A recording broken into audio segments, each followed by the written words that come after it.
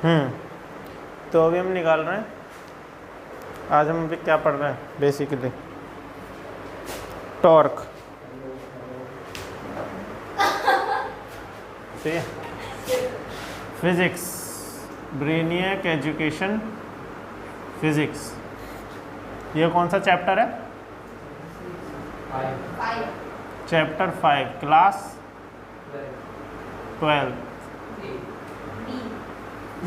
ठीक है, तो हम निकाल रहे हैं torque on a bar magnet placed in a magnetic field.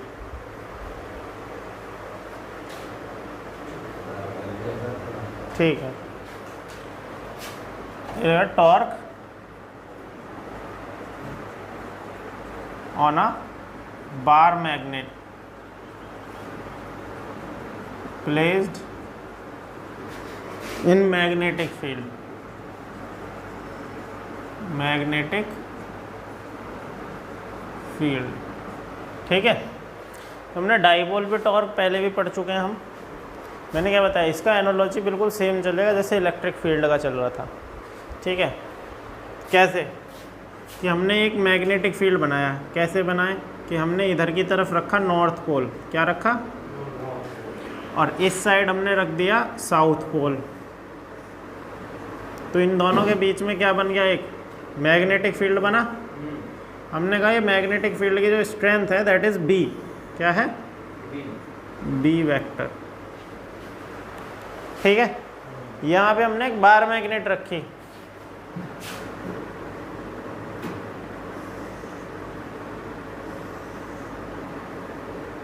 ये नॉर्थ और ये साउथ। सही है, चलो ऐसा रखो तो समझ में आए। ये साउथ और ये नॉर्थ। क्या होगा, इस नॉर्थ पर इधर फोर्स लगेगा, इस साउथ पर इधर फोर्स लगेगा। सही है, हमने कहा इसकी जो पोल स्ट्रेंथ है, तो pole strength of bar magnet, of bar magnet कितनी है? हमने कहा m है। कितनी है? m है। और हमारे मैग्नेटिक फील्ड की स्ट्रेंथ कितनी है? b। कितनी है? b। तो एक इस पे अगर हमने कहा यहाँ पे ये s पर इधर की तरफ फोर्स लगेगा f, और इस पर नॉर्थ पर इधर की तरफ फोर्स लगेगा f, और इन दोनों पोल्स के बीच के डिस्टेंस को हमने बोला 2a है।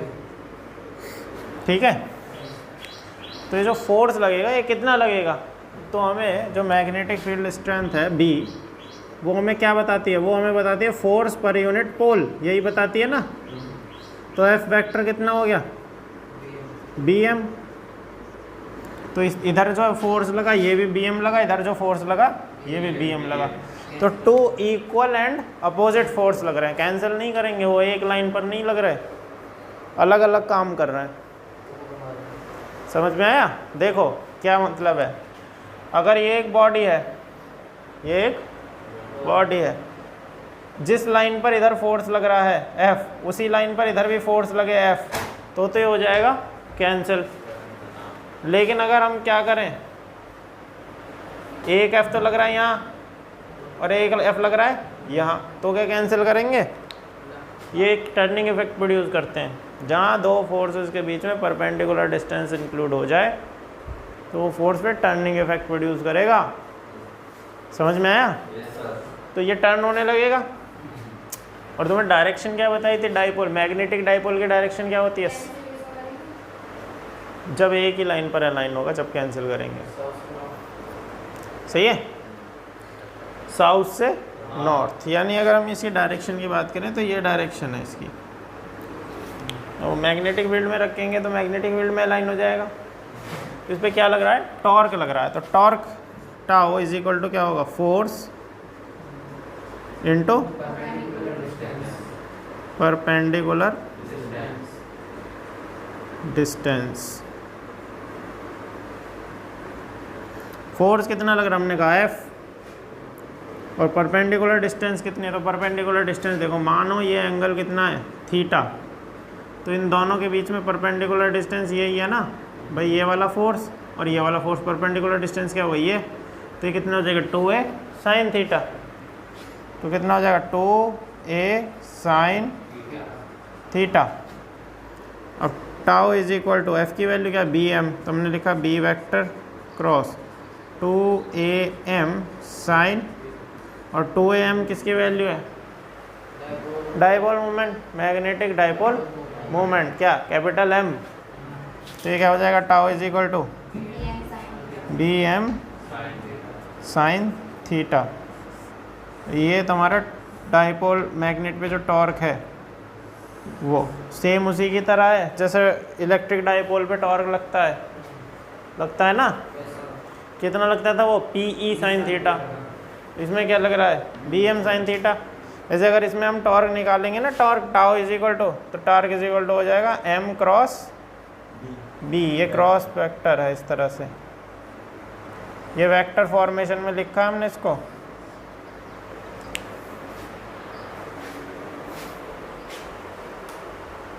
Clear?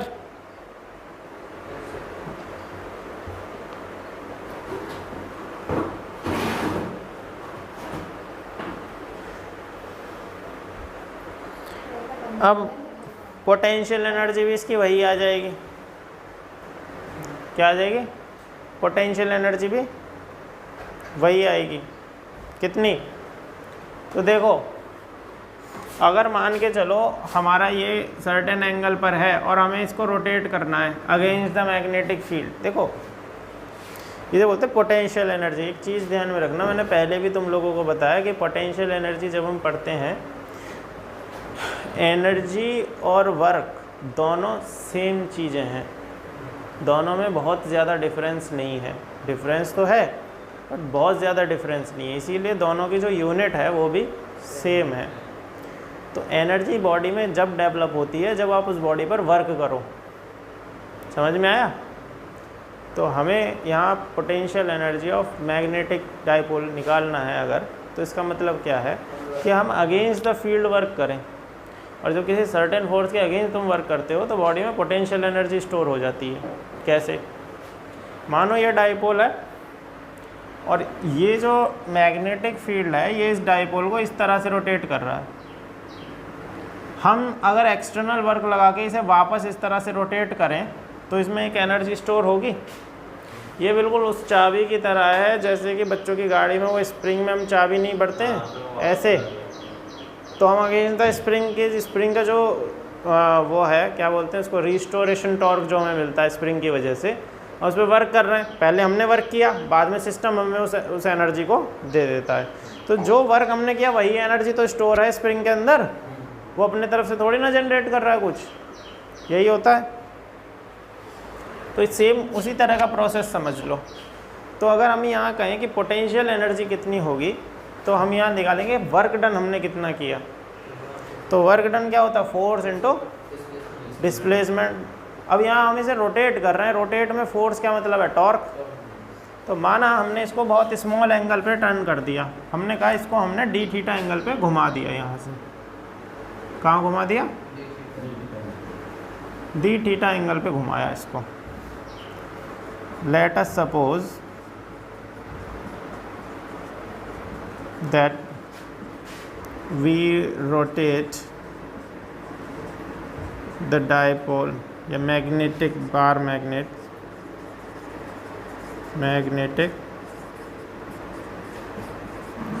at very small angle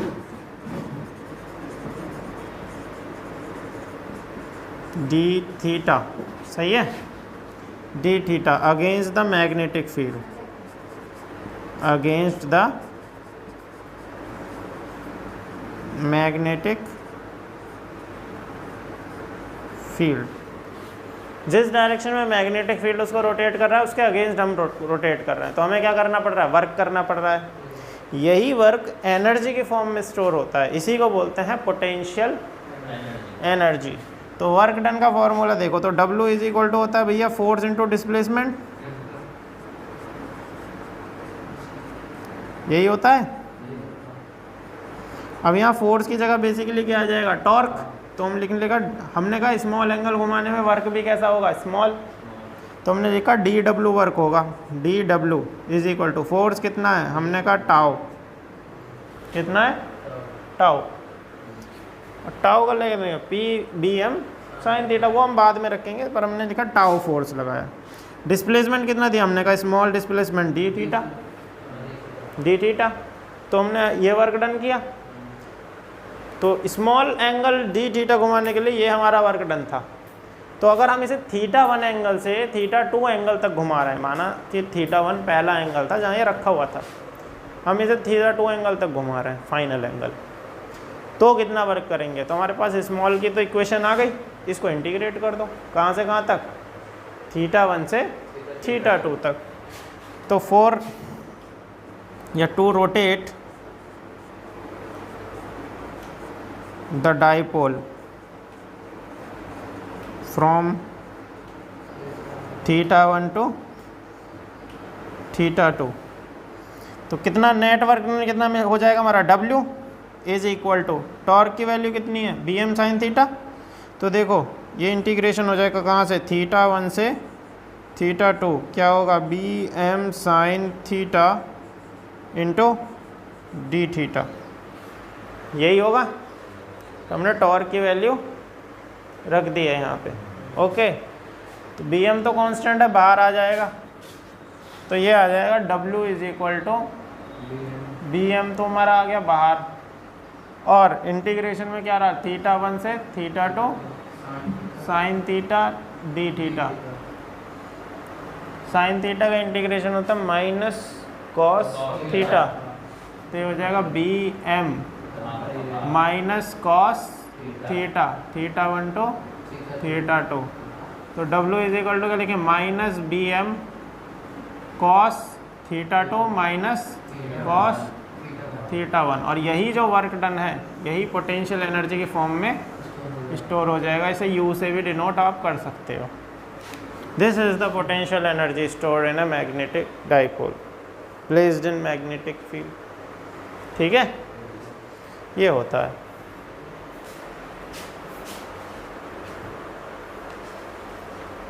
और माइनस साइन यहाँ क्या रिप्रेजेंट कर रहा है, कौन बताएगा, अगेंस्ट द वर्क कर रहा है, या तो हम सिस्टम पर काम कर रहे हैं, पहली चीज़। दूसरा, जो ऑब्जेक्ट है अगर उसकी पोटेंशियल एनर्जी नेगेटिव है, इसका मतलब वो सिस्टम के साथ बाउंड है, छोड़ के नहीं जा सकता उसको। अगर ऑब्जेक्ट की पोटेंशियल एनर्जी पॉजिटिव हो जाती है तो फिर वो सिस्टम के साथ बाउंड नहीं रहता, वो छोड़ के जा सकता है, सही है। देखो अभी तुम अर्थ पर हो और तुम अर्थ छोड़ के नहीं जा सकते, तुम ऊपर उछलते हो और ग्रेविटी तुम्हें नीचे खींच लेती है। ऐसा क्यों हो पा रहा है, क्योंकि तुम्हारे पास इतनी स्पीड नहीं है कि तुम्हारी जो नेगेटिव पोटेंशियल एनर्जी है उसे वो पॉजिटिव करे या ज़ीरो करे। अगर किसी कंडीशन में हम तुम्हें इतनी स्पीड दे दें कि तुम्हारी जो नेट पोटेंशियल एनर्जी या तो वो ज़ीरो हो जाए या पॉजिटिव हो जाए, तो तुम सीधा स्पेस में दिखाई दोगे, ठीक है। नहीं, मर्जी है,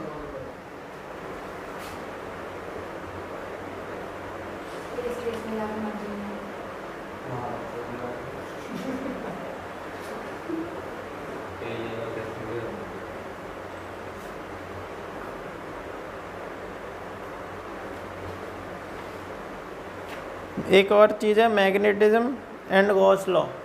गॉस लॉ पढ़ा है, सही है, हैं?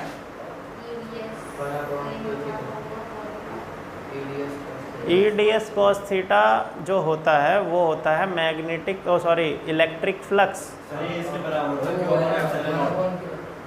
बिल्कुल सही, ये फ्लक्स पर ही आधारित है। गॉस ने ये कहा अगर कोई क्लोज्ड लूप है, क्लोज सरफेस है, उससे जो पास होने वाला इलेक्ट्रिक फ्लक्स होगा वो हमेशा Q/ε0 टाइम होगा, 1/ε0 टाइम होगा of the Q enclosed by the close surface, सही है। और यहाँ पे गॉस ने क्या बोला कि अगर क्लोज सरफेस के अंदर कोई मैग्नेटिक डाइपोल रखा है, तो ये मैग्नेट रखी है, तो जो नेट मैग्नेटिक फ्लक्स होगा वो ज़ीरो होगा। समझेंगे, इस चीज़ को समझेंगे हम क्यों।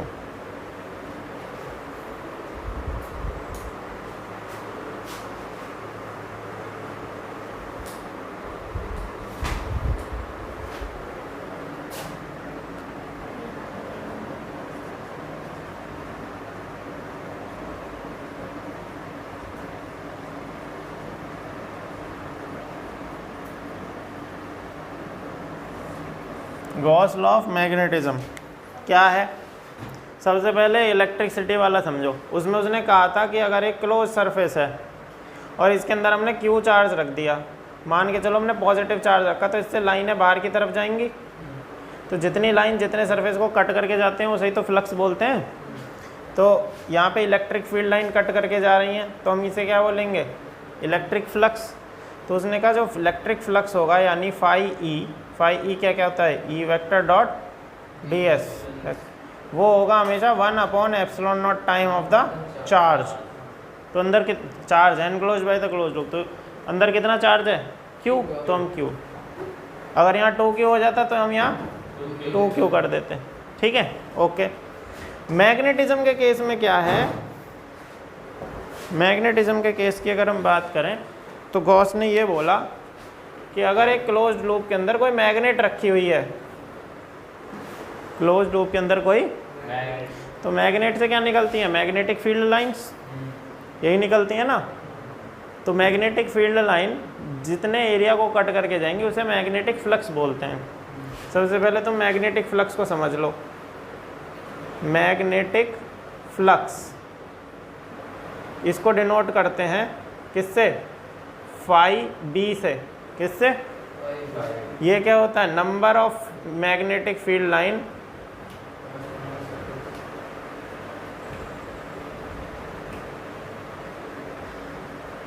Magnetic field lines passing through an area. सही है? मान के चलो ये बार मैग्नेट है, यहाँ पे एन रखा है, इधर एस होगा। सही है? और इसके आगे हमने ये क्या रख दिया? एक शीट रख दी, और ये लाइनें जा रही हैं इससे कट करके। ठीक है, तो जितनी लाइनें जा रही हैं इसका एरिया से मल्टीप्लाई करवाएंगे तो क्या आएगा? फ्लक्स आएगा। कौन सा? मैग्नेटिक। ठीक है, ये मैग्नेटिक फ्लक्स आएगा। तो गॉस ने क्या कहा कि अगर हम एक क्लोज्ड लूप में एक मैग्नेट को रखते हैं, यहाँ क्या N और यहाँ क्या S, तो जो नेट मैग्नेटिक फ्लक्स होगा इस सरफेस से लिंक, वो क्या आएगा? 0। क्या आएगा? 0। यानी according to Gauss law magnetic flux कितना होगा? B dot D S. कितना आएगा? क्यों? ये क्लोज इंटीग्रेशन है। सही है? यहाँ पे हम लिख देते हैं क्लोज्ड। ऐसा क्यों? क्योंकि देखो, सबसे पहले पॉजिटिव नेगेटिव चार्ज अलग अलग रह सकते हैं। तो या तो पॉजिटिव चार्ज अगर किसी सरफेस के अंदर रखा है तो उससे लाइनें सिर्फ बाहर जा रही हैं, और अगर नेगेटिव चार्ज रखा है किसी लूप के अंदर तो अंदर आ रही हैं। तो उसमें ऐसा नहीं हो रहा जितनी लाइन जा रही हैं उतनी आ भी रही हों। लेकिन मैग्नेट के केस में क्या N और S अलग अलग रह सकते हैं? क्या नहीं रह सकते। इसका मतलब जितनी लाइन N से निकल के जा रही होंगी उतनी S पे वापस भी आ रही होंगी, तो उतना पॉजिटिव फ्लक्स और उतना नेगेटिव फ्लक्स, नेट क्या हो जाता है? 0। तो this is called Gauss law of magnetism. बहुत ईजी है। क्लोज्ड लूप के अंदर जो नेट फ्लक्स होगा मैग्नेटिक फ्लक्स, वो कितना होगा? 0 होगा। बस यही है, इसका कोई डेरिवेशन नहीं है, इसके लिए बस यही है।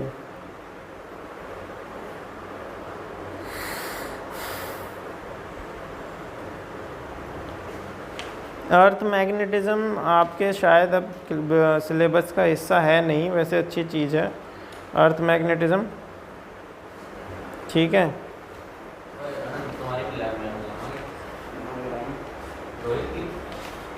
मैं लेकर जाऊँ फोन लेकर जा रहे हैं 12वीं में चाहिए। देखो अब हम पढ़ते हैं bar magnet equivalent as a solenoid. इस चीज़ का भी सिर्फ थ्योरेटिकल पार्ट रह गया है, इसका भी डेरिवेटिव पार्ट अब नहीं है, डेरिवेशन नहीं है अब। तो bar magnet as a solenoid हम क्यों मानते हैं? तो उसका सबसे बड़ा रीज़न ये है कि जैसा same to same magnetic field bar magnet के अराउंड में बनता है, ऐसा ही सेम टू सेम सोलेनॉइड के अराउंड में बनता है। तुम में से कितने बच्चे सोलेनॉइड के बारे में जानते हो, ये बताओ। What is a solenoid? 10th में पढ़ा है? बिल्कुल सही। एक हमने कोई कॉइल ली, सॉरी कोर ली, कोर बोलते हैं जो बीच वाला पार्ट है, और एक हमने कॉपर वायर लिया। कौन सा? पॉलिश्ड कॉपर वायर, ठीक है। और पॉलिश्ड कॉपर वायर क्यों? क्योंकि हमें करंट टर्न्स की टर्म में जो है पास करना है। अब हमने यहाँ पे कॉपर वायर को उस पर क्या करा, टर्न्स लपेटना शुरू किया, और फिर उसमें करंट पास करवाओगे। तो जब करंट पास होगा तो ये एक मैग्नेट की तरह बिहेव करेगा, यानी कि यहाँ जो मैग्नेटिक फील्ड बनेगा वो कैसा बनेगा? बार मैग्नेट की तरह। सही है, ठीक है। ये नमस्ते, ये अपने आप ही गिर रहा है क्या?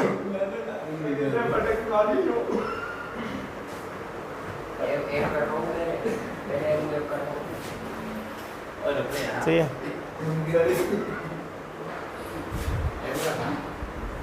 बड़े तो बहुत जल्दी आ गया भाई।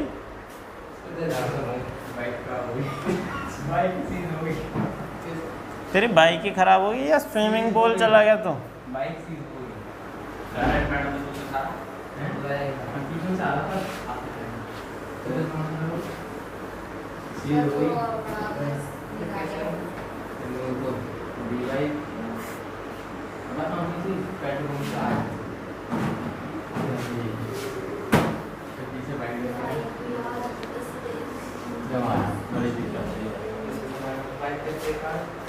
देखो भाई, bar magnet equivalent as solenoid.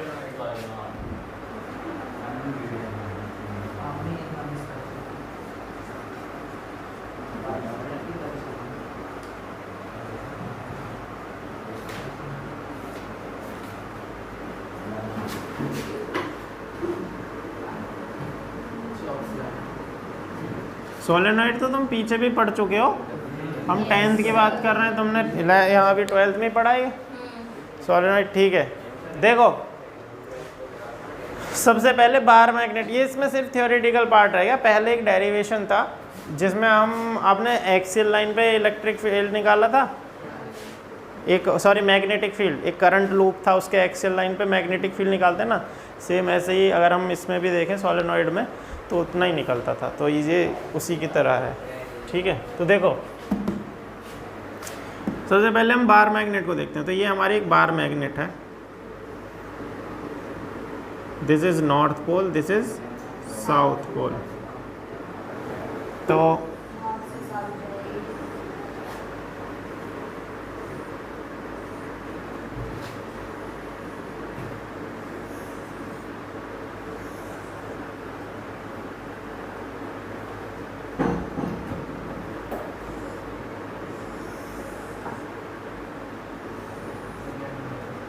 सही है।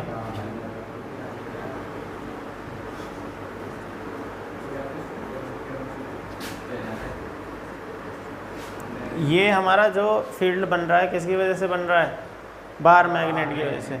अब सोलेनॉइड के टर्म में देखो, तो अगर हम सोलेनॉइड को देखते हैं तो सोलेनॉइड इस तरह का होता है। सोलेनॉइड तुम बना सकते हो, कोई ज़्यादा भारी भरकम चीज़ नहीं है, ईजी सी चीज़ है, ठीक है। तो इसमें देखो करंट इस तरह से घूम रहा है, तो इधर से हम जब देखेंगे तो हमें कैसा दिखेगा घूमता हुआ? Anti clockwise. तो इधर क्या बनेगा? नॉर्थ, और इधर की तरफ क्लॉकवाइज, तो कैसा दिखेगा? साउथ। सही है। तो इसमें जो फील्ड बनता है वो भी बिल्कुल बार मैग्नेट की तरह बनेगा। अब तो इधर से ऐसे लपेट के लेके जा रही है, तो जब इधर से देख रही है तो एंटी क्लॉकवाइज नहीं दिखेगा? साइड से देख, उधर से देख के बता कैसा दिख रहा है, ये क्लॉकवाइज है या एंटी क्लॉकवाइज? जल्दी से बता। एंटी क्लॉकवाइज दिख रहा है इसको। अबे तो इधर से तो है, तो इधर लिखा तो है साउथ, उधर से देखना।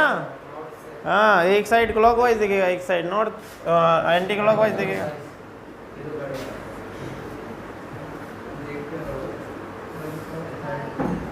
सही है।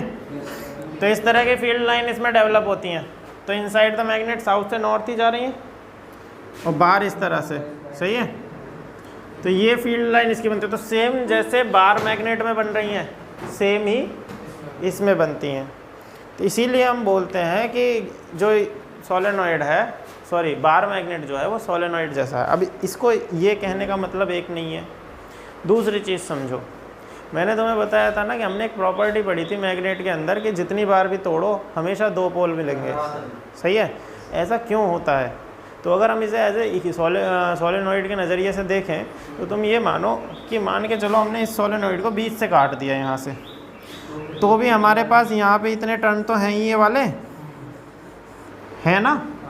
तो यहाँ पे क्या बनेगा? नॉर्थ। और यहाँ क्या बना? साउथ। और ये जो आगे वाला है ये वाला, तो इधर से क्या डेवलप हुआ? नॉर्थ। और इधर क्या हुआ? साउथ। समझ में आया? तो अगर हम इसे काटते काटते काटते काटते अगर सिंगल टर्न भी लें, अगर हम एक टर्न तक भी आ गए, हमने बस ये लिया एक टर्न, ये ऐसे घूम रहा है बस, तो भी इधर नॉर्थ और साउथ तो रहेगा ना। तो ये थ्योरी बस एक इकलौती ऐसी है जो हमें ये बता सकती है कि क्यों बार बार बार मैग्नेट को तोड़ते हैं। तो वो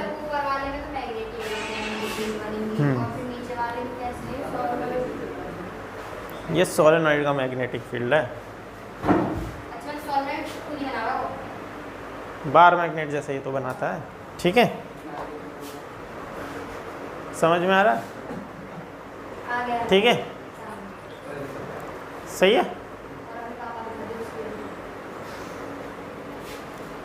चलो इसमें अब आगे तुम्हारे टाइप्स ऑफ मैग्नेटिक मटेरियल रह गए हैं अगले चैप्टर में।